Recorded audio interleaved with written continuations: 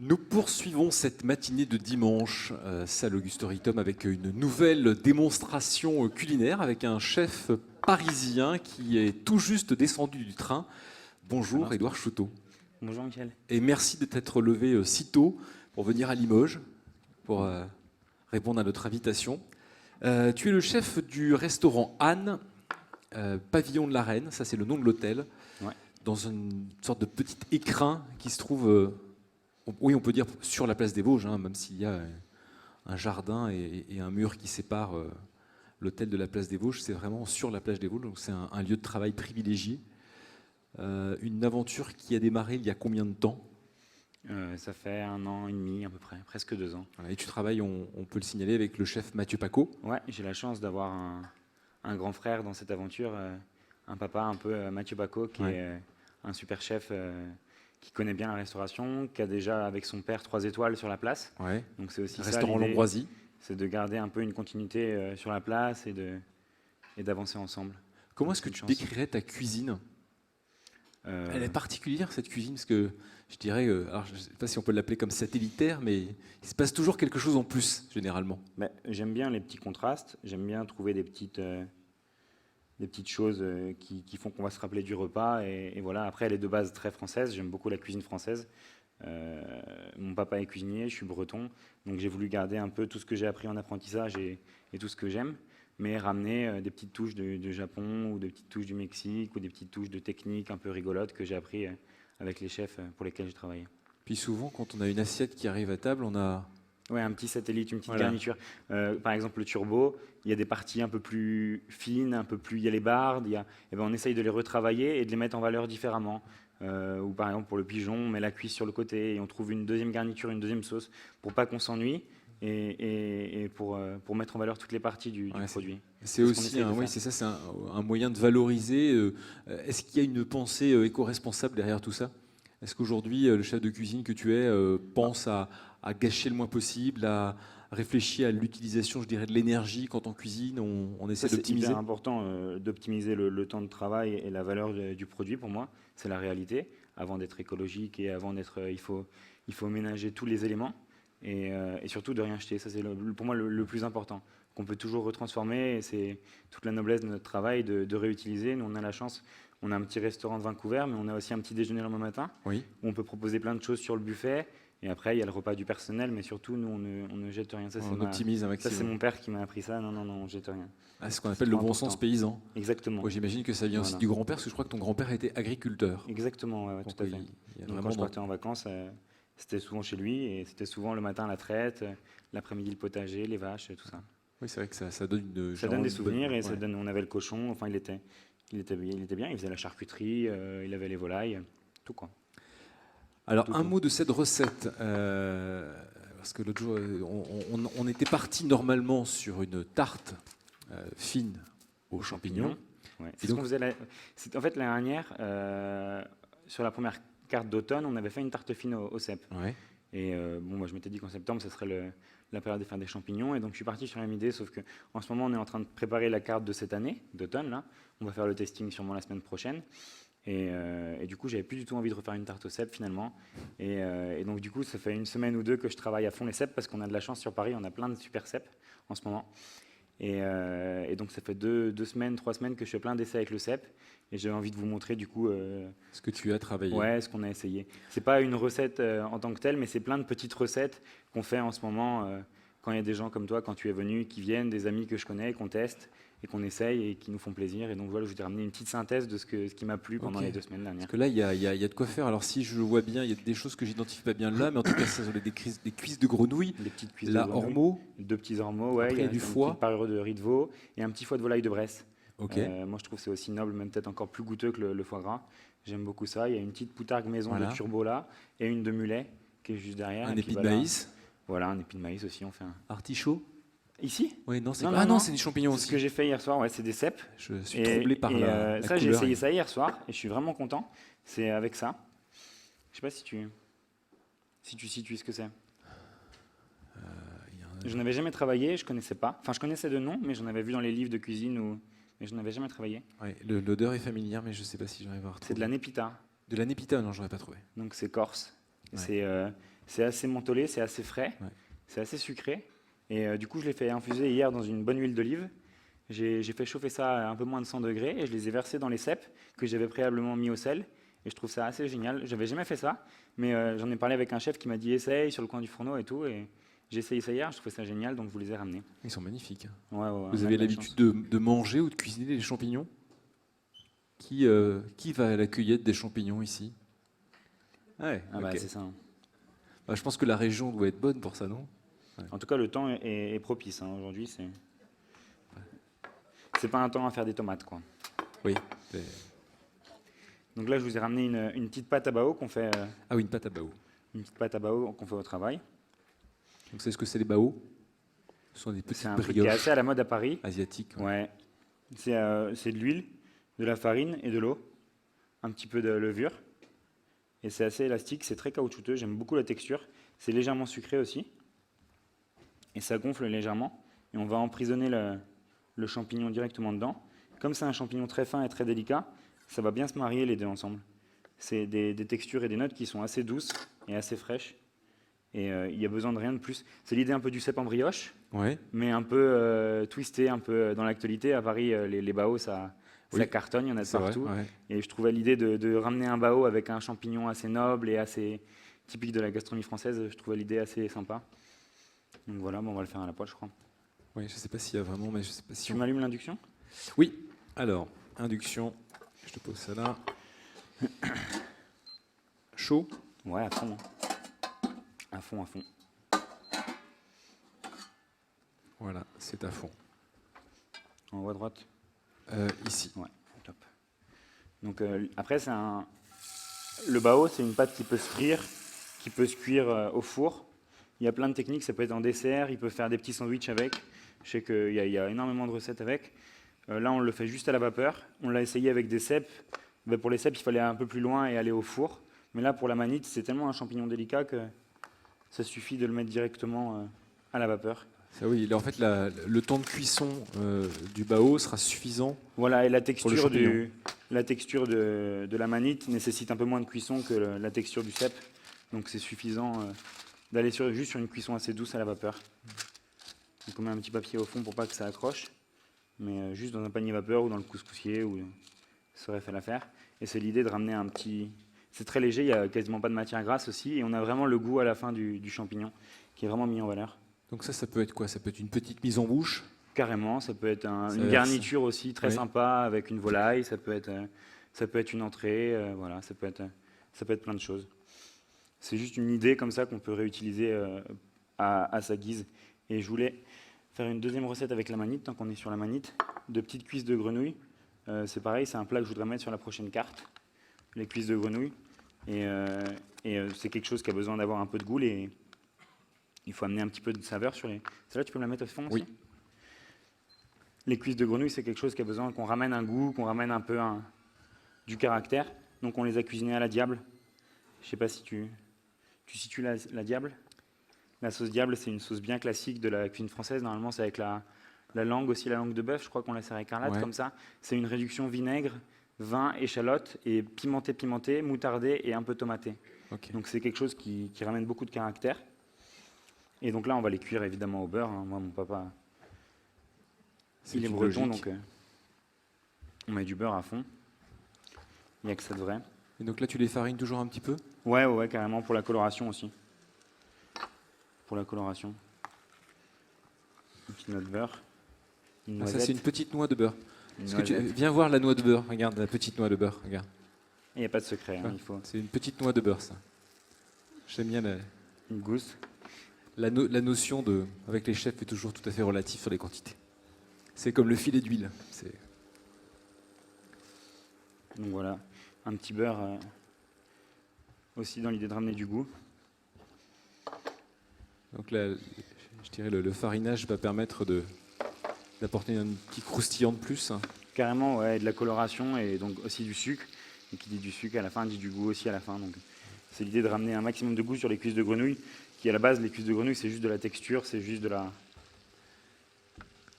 Ça Je peut être trouve que vite fade. Donc, c'est le plat gourmand par excellence, parce que comme tu peux le manger avec les doigts, oui, c'est assez sympa. Enfin, ça reste oui, un ça plat marche qui bien.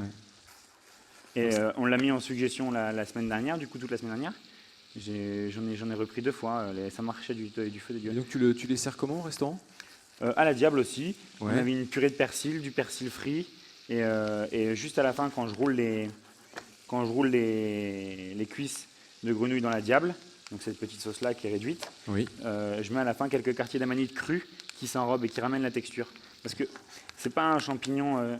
c'est dommage de le cuire, ce champignon, quoi. L'amanite, c'est vraiment un champignon qui est très, très frais, qui a une belle texture. Et moi, je trouve que c'est vraiment presque du gâchis de le cuire, quoi. Donc on essaye de le respecter au maximum.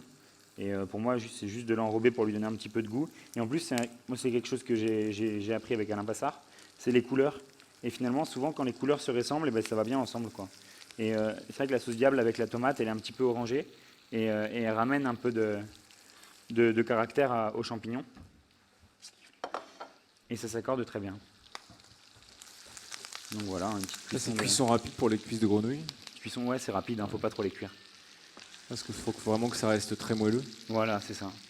Et après, sinon, ça perd tout son intérêt. Un petit mot de ton parcours. Toi qui es fils de cuisinier, tu as tout de suite su que tu voulais prendre la relève. Bah, je me suis même pas posé la question, en fait. Ça me paraissait naturel que si je voulais être en famille, il fallait être au restaurant et à l'hôtel. Ouais. Et j'ai pas l'impression que j'ai fait un choix à un moment. J'ai l'impression que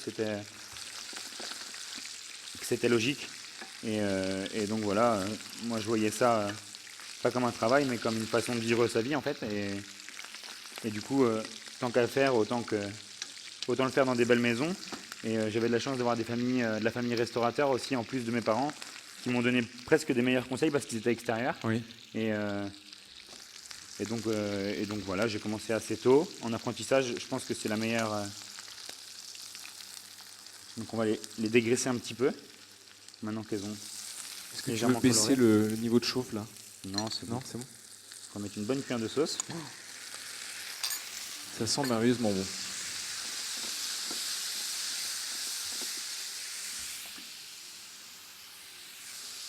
Ah, et tu rajoutes en fait directement ensuite là. Tu vas laisser les gros morceaux comme ça Ouais, pour qu'on ait de la mâche derrière. exactement, de la mâche et que ça ressemble à peu près après aux cuisses de grenouille. Une petite goutte d'eau. Donc formation en Bretagne, ensuite tu as. Après, je suis monté sur Paris parce que j'avais réalisé un petit concours d'apprenti. Et quand je suis monté sur Paris et que j'ai vu ce qui se passait à Paris, je me suis dit, ah ouais, quand même, c'est un autre niveau, c'est une autre compétition. Donc, je suis venu me fier à la concurrence sur Paris. Et j'ai eu la chance d'être pris au Bristol. Donc, c'est un gros hôtel Oui. où il y C'est une avait belle maison. 600 employés. C'est 3 presque un étoiles au village. guide Michelin. Voilà. Un chef normand. À l'entretien d'embauche, Eric il m'a dit, Fréchon. ouais. Et à l'entretien d'embauche, il me dit, moi je suis rentré sur Paris, j'avais 17 ans, j'ai commencé au Bristol. Tu as 17 ans, tu commences au Bristol. Tu as de quoi faire, voilà, tu as un beau métier et vas-y, à fonce. Et franchement, j'ai eu de la chance, c'est qu'il était toujours bienveillant avec moi. Et dès qu'il y avait des choses un peu sympas, il m'appelait, il me montrait. Et donc c'était vraiment de belles années assez riches. Et où j'ai beaucoup appris. La manie des Césars, on en faisait là-bas. Des cuisses de grenouilles, on recevait les grenouilles vivantes là-bas. Un petit producteur en France, on recevait des colis de grenouilles entières, vivantes, et c'était très rigolo à faire.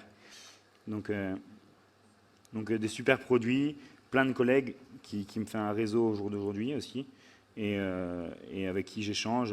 Là, c'est un ancien collègue du Bristol qui m'a parlé des cèpes dans l'huile. Enfin, tout ça, c'est important, ça met en condition pour toute ta vie professionnelle. En fait, les gens que tu rencontres, les fournisseurs, les produits que tu découvres.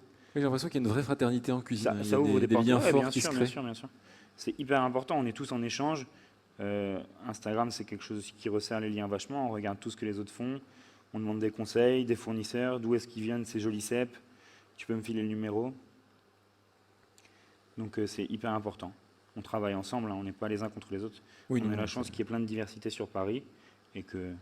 Oui, puis je pense que chacun doit exprimer sa cuisine. Et Exactement. à mon avis, Exactement. on a toujours de quoi faire. Et voilà. On va Une petite goûter. assiette toute simple. Très simple. Mais Donc, dressées dans des assiettes signées Mage Création, qui est le partenaire de cette démonstration. Je suis désolé, je vous ai demandé votre prénom tout à l'heure et je l'ai déjà avalé. Marianne, vous venez, Marianne, me parler de vos belles assiettes. Là, vous en avez amené quelques-unes. Il y a un grand bol, il y a des petites assiettes creuses, des petits bols, il y a un dessous de plat. Marianne Saint-Hubert. Oui, c'est ça. Voilà, oui, ça me revient maintenant, mais j'avais avalé le prénom. Je suis navré. Approchez-vous un petit peu du chef. Je vous présente donc Édouard. Édouard, Marianne. Enchanté. J'ai déjà eu un petit cadeau alors. Voilà. Je suis plus neutre maintenant pour parler des assiettes. Vous avez de la chance. Ah oui, déjà, voilà. Commençons à acheter les chefs. Vous n'avez pas vu la petite cuillère là. Alors, parlez-nous de votre travail. Ça, je crois que ce sont des pièces que vous avez réalisées vous-même, hein, c'est ça? Je suis designer et je me suis lancée dans la fabrication pour Toc et Porcelaine il y a 1 mois et demi. J'ai eu la chance d'avoir l'occasion de participer. J'avais jamais fait d'assiette auparavant. Et normalement, je prototype les formes dans mon atelier. Donc, je fais des premiers tirages et ensuite, je travaille avec des porcelainiers qui développent les produits pour que ça soit le mieux fait possible avec notre trésor de savoir-faire à Limoges. Mais malheureusement, cet été, les porcelainiers étaient fermés. Donc, j'ai prototypé tout plein d'assiettes dans mon atelier cet été. J'ai pas beaucoup dormi.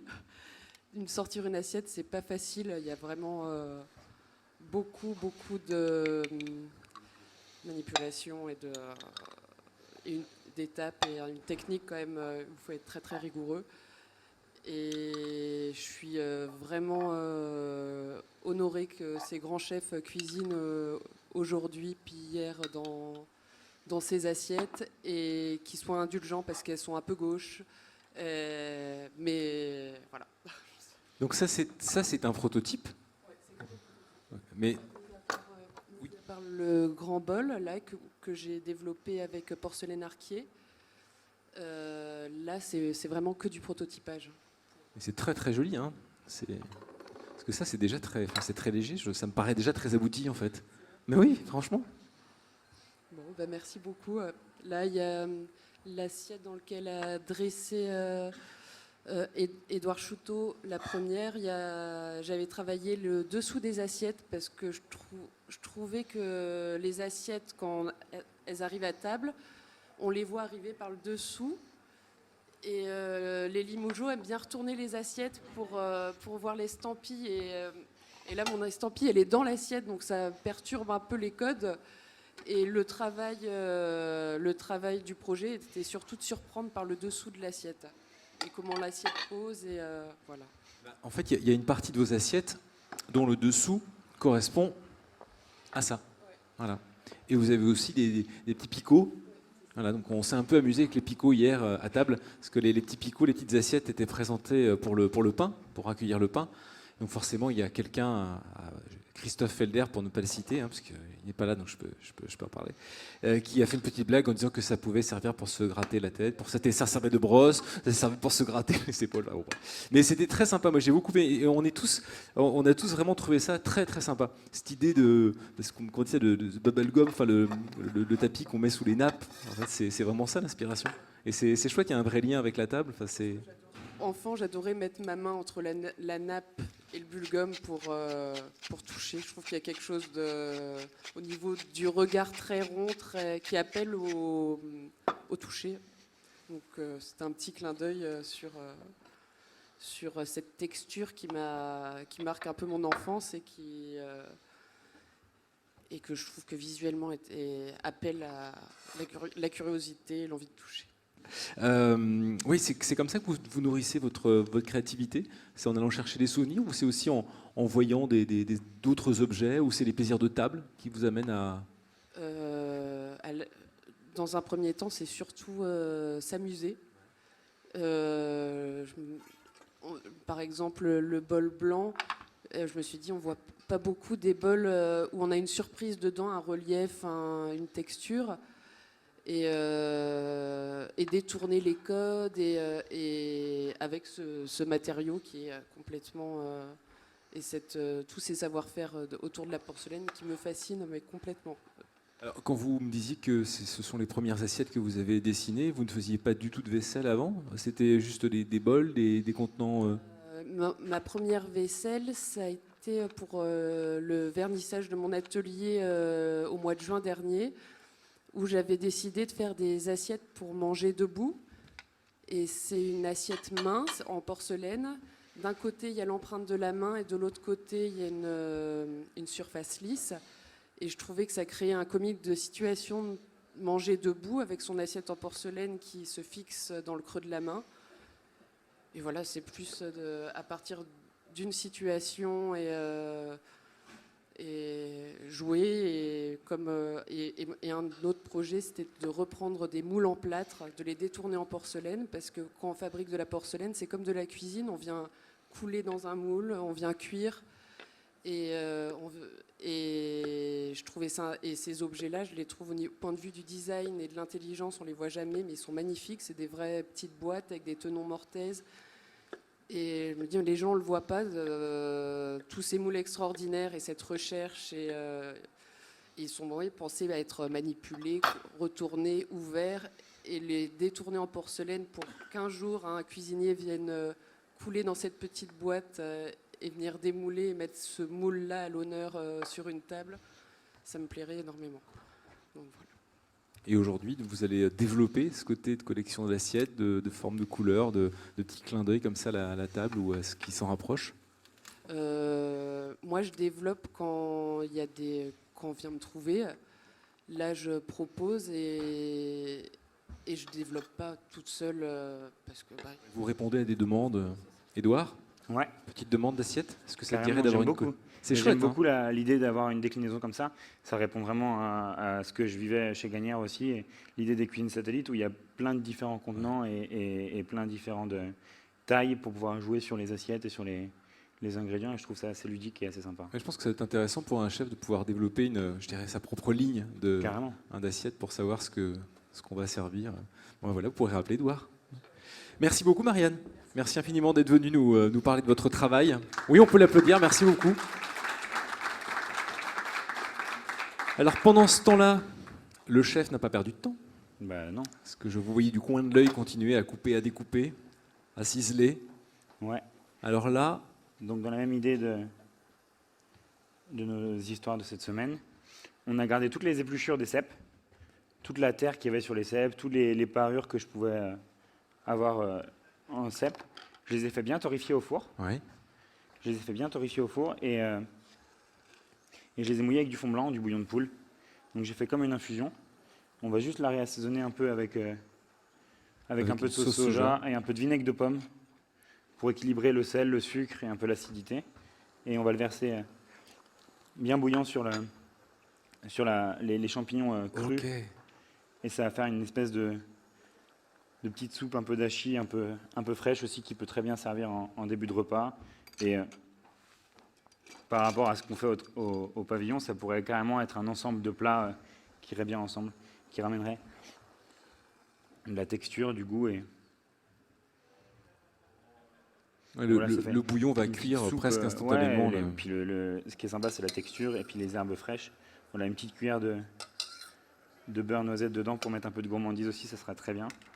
Et ça fait une deuxième assiette assez facile à faire qui ramène plein de textures, plein de goûts. Et les épluchures, on ne sait jamais trop quoi en faire, des cèpes, ou c'est un peu dommage de les mettre à la poubelle.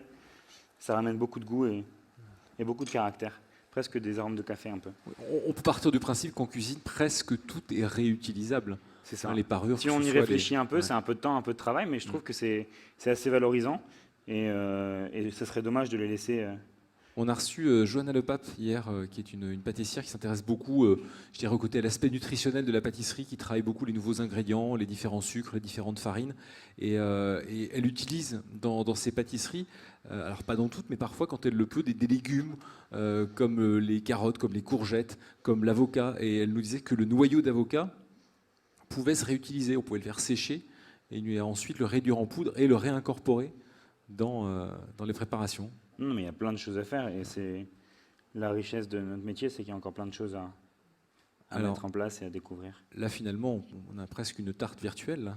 Ah voilà, là on est dans le... On si y tu veux- revient. Si tu veux, on y revient, ouais, dans ce cas-là.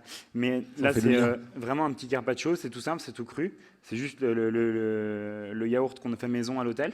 On fait le yaourt Yaourt maison. Ouais.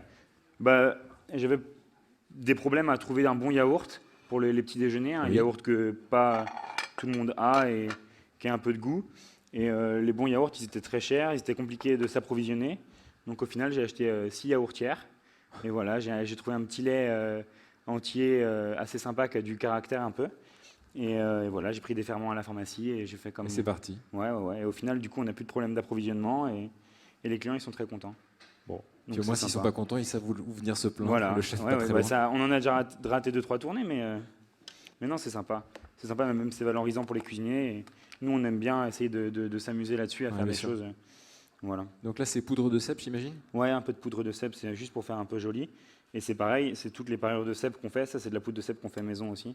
Déshydraté. Ouais, déshydraté. Ça sèche tout seul. Voilà, c'est histoire de faire un peu de présentation. Mais le yaourt, l'acidité du yaourt et la l'onctuosité du yaourt, avec le cèpe cru, je trouve c'est assez génial. Mais c'est l'idée un peu des salades de champignons que ma mère faisait et que tout le monde mange, je pense, à la maison. Mais de ramener un peu de poutargue dessus, ça l'emmène un peu, mais en délicatesse. Et la poudre de cèpe, ça lui redonne un peu de caractère aussi. Donc voilà, c'est juste histoire de faire un petit plat assez frais, assez efficace, qui prend 5 secondes et qui est assez original, moi je trouve aussi, et qui ramène pas mal de textures. Ah oui, tu mets directement les petits dés de. Ouais, bah pour la texture, c'est toujours pareil. La découpe fait que le goût change Oui, bien sûr. instantanément, quoi. Non, j'aurais Et imaginé voilà. que tu. Et avec la rugosité des assiettes, Je vais te faire de ça la garde place. bien Et de 3. ça garde bien la forme. Donc déclinaison autour du champignon. Ouais, c'est ça, des petites recettes de saison qu'on se fait au pavillon en ce moment. Alors, je jette un œil sur l'heure. On en est où? Continue. Est-ce que tu peux nous faire quelque chose en 10 minutes? Ouais, bien sûr. Allez. 2, hein. On essaye 2. On en fait une petite dernière en 10 minutes? Allez, allons-y. Alors, on va se faire le cèpe, le principal alors. Oh, est-ce que tu te souviens qu'il y a quelque chose au four? Ah ben non, c'était ça qui cuit. Ouais, c'est ça qui cuit. On va le sortir tout à l'heure. J'y pense maintenant, je l'avais oublié. On va le remettre derrière alors. On va se faire 2 petits cèpes. Un peu de purée de cèpe. Et voilà, l'idée c'est qu'il n'y a rien d'écrit aussi, c'est ça qui est bien en cuisine, c'est que moi ce qui m'éclate le plus, c'est quand on a des gens qui viennent au pavillon et qu'on n'a rien prévu et qu'avec ce qu'on a sous la main, Si l'idée du menu dégustation, un petit Carte peu, blanche. voilà, carte blanche. un peu carte blanche, un peu freestyle, c'est comme ça qu'on a les meilleures idées, de toute façon, c'est vivant, donc voilà, faut... Est-ce que ça reste facile à vendre à la clientèle, ça, le carte blanche? Est-ce que le client fait les clients confiance? habitués, les Ouais. clients qui sont venus 5-6 fois, les clients qui dorment à l'hôtel, les amis, les cuisiniers qui viennent, voilà, c'est plus dans cette démarche-là. On ne peut pas imposer à un client qui ne nous connaît pas Oui, c'est ça. On a un plus, menu carte blanche à l'aveugle. Pas encore. Donc là, une petite noisette de beurre. Une noisette. Coup de fouet. Là, tu dois consommer des plaquettes de beurre. de C'est manière- important, hein, c'est ça qui diffuse le goût. Hein, c'est pas... Donc là, c'est crème de cèpe, tu as dit? Ouais, c'est une purée de cèpe. Faut On a attention, mis c'est à fond. Ouais, on va baisser. Mais il faut y aller. Hein. Parce que je crains que ça attache, sinon. Ouais. Donc là, tu vas faire poêler les cèpes? Ouais, hein. Ok. Tant qu'à faire.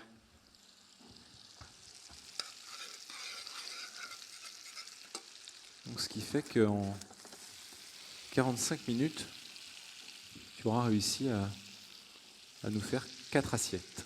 C'est pas mal, non? C'est pas mal. C'est pas mal. Hein, c'est pas mal, non? 4 assiettes en 45 minutes, je pense qu'on n'est pas tous aussi performants. Ah, le petit foie de... On va le mettre. Et c'est quoi le petit foie blanc qu'il y a là? C'est quoi?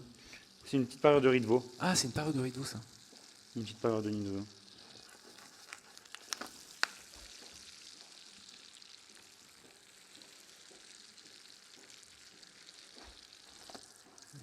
En fait, c'est pour ça que les champignons sont bons. Bah, c'est le beurre. C'est hein. le beurre. C'est la ça. cuisson immergée dans le beurre. Et après, je vais vous faire goûter aussi vite fait mon petit champignon qui est immergé dans l'huile et c'est encore meilleur. Franchement, le gras, c'est ce qui diffuse le mieux le goût. C'est ce qui évite que le champignon va sécher. Ça va lui donner toute sa valeur. Il faut mettre, c'est comme pour les poissons, c'est comme pour les viandes. Plus il y a de beurre, c'est pas juste une légende, c'est que vraiment le beurre, c'est ce qui diffuse le goût. Moi, je me rappelle quand je faisais la cuisine avec mon père. Mon père, c'est un patron d'une petite auberge.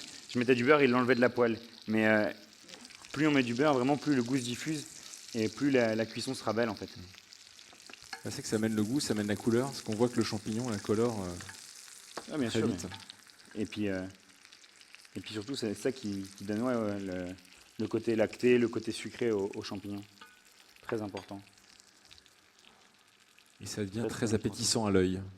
Et ça sent bon en plus. Ça sent Et très ça bon. sent bon. Ouais. On va ramener un petit anchois pour ramener un peu de twist. Un petit anchois salé. Donc ça, c'est pour l'assaisonnement. Ouais. Et puis le contraste aussi entre le foie de... C'est pas 2 produits nobles, mais c'est 2 très beaux produits que j'aime beaucoup. Et qui se marient très bien, le foie de volaille, dans les textures et dans les goûts. Donc voilà l'idée de... J'observe que tu aimes apporter, je dirais, tu condimentes beaucoup. Hein. L'assaisonnement vient beaucoup de l'extérieur. Ouais. Carrément de jouer avec toutes ces richesses qu'on a dans nos produits. On va le laisser tirer sur le côté, le temps qu'on se dresse.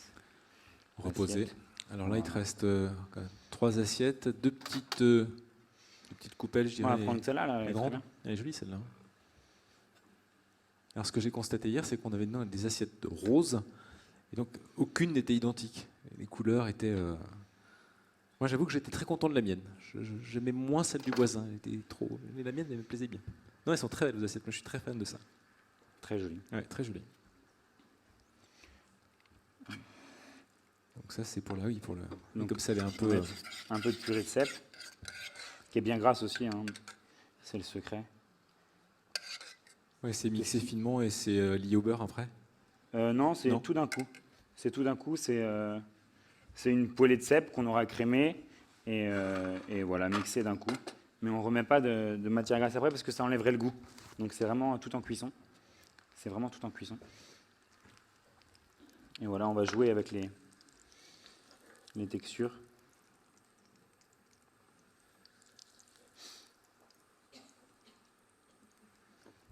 Voilà. Je laisse l'emmener. C'est ce qui va assaisonner les cèpes et faire qu'on ne va pas s'ennuyer sur le plat. J'ai vous le demander avant que j'oublie, mais j'aimerais qu'on applaudisse les élèves du lycée Saint-Jean qui sont les élèves de l'école hôtelière, d'une des écoles hôtelières de la ville qui nous accompagnent durant Toc et Porcelaine. Merci d'être là. Parce que j'avoue que le dimanche matin, des fois, on aime bien faire la grasse mat, mais non, vous étiez là de bonne heure ce matin. Et merci à leurs professeurs de les accompagner, parce que vous étiez là hier aussi. Donc c'est très sympa, merci beaucoup. Alors, l'anchois, le champignon, le foie de volaille, Voilà, la plein crème de textures. cèpe, Et un petit condiment que j'aime beaucoup, à moi. la moutarde violette. Ouais, j'adore ça. Et voilà, juste sur le côté pour aller ramener un peu d'acidité et de sucrosité. Ça contrastera bien les plats. Donc voilà une deuxième... Et voilà le déjeuner. Moi, je trouve que c'est pas mal. Est-ce qu'on Voilà. peut applaudir Édouard Chouteau, s'il vous plaît? Chef du restaurant Anne, le pavillon de la Reine, place des Vosges, à Paris, au numéro 26.